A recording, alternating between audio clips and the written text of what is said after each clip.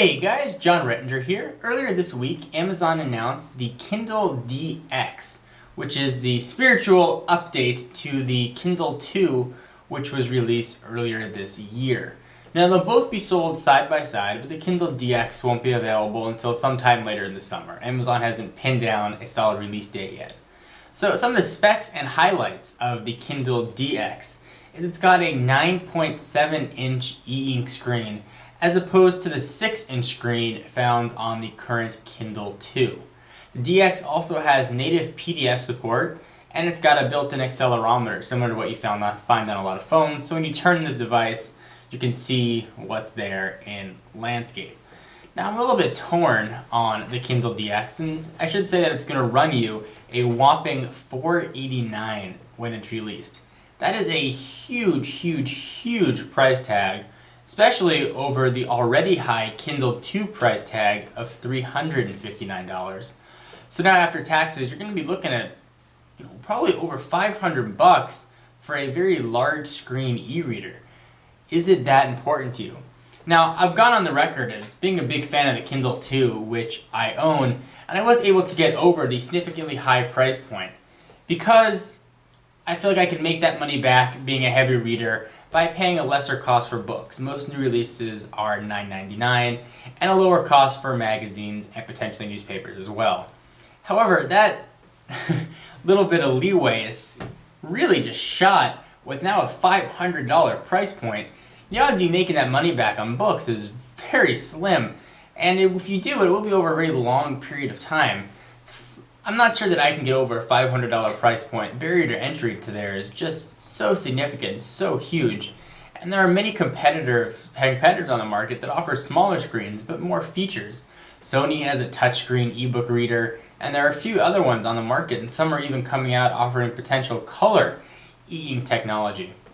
So I'm a little bit torn. Also, having just bought a Kindle 2, not that long ago, I feel a bit slighted. I'm sure a lot of Kindle 2 owners, I feel a bit slighted as well.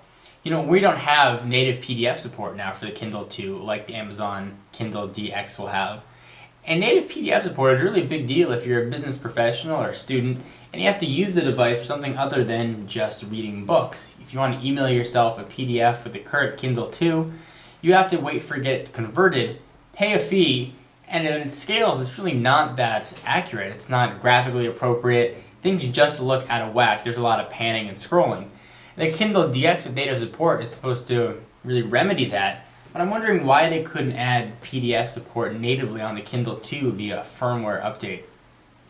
There aren't that many other features that the DX has over the Kindle, with the exception of a little bit bigger storage space, larger screen, and accelerometer and PDF support. But all that aside, I just can't see spending $500 for an ebook reader, not in this economy.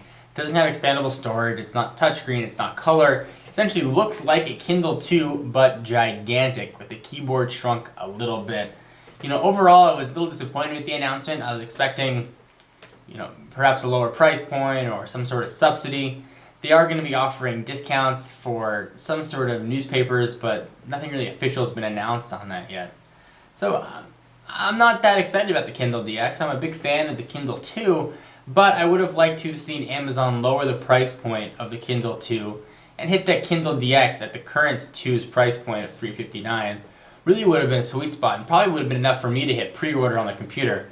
But I just can't in good conscience spend $500 for an ebook reader. It's completely asinine to me, and maybe I'm off base. Maybe you think there's a market for it. If you're a student and you want to use it to replace your textbooks, or potentially replace your textbooks, that's one thing, but there aren't that many textbooks that are available in digital format right now. And by the time more are available, I assume the price will have dropped. I think what Amazon's doing is just priming the market for a competitor. Someone to come in offering a larger ebook reader at a lower price. Maybe it won't have their syncing WhisperNet system, perhaps you'll have to plug it into your computer. But I'd be more than willing to download books on my computer, sync it up on a larger screen for a significantly lower cost. Would you? Is having this Amazon WhisperNet ability to download books wirelessly worth the cost for you? I don't know. For me, $359 was still a high price to pay, but I was okay with it.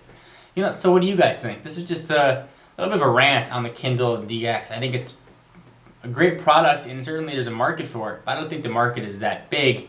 I think Amazon is greatly overestimating it. So that being said, what do you guys think? Are you going to get a Kindle DX? Do you have any interest in a Kindle DX? Do you have any interest in a Kindle 2 even? What features would you like to have seen added? You know, in my review of the Kindle 2, I said I would have liked to have seen a touchscreen, would have liked to have seen better navigation, would have liked to have seen better use of real estate space, which they seem to have rectified on the DX. You know, but what do you guys think? Anyway, leave your comments down below. I'm very curious to see. I'll definitely read them all. For exclusive content, be sure to follow me on Twitter, twitter.com/John4Lakers. I'll see you guys in the next video. Bye-bye.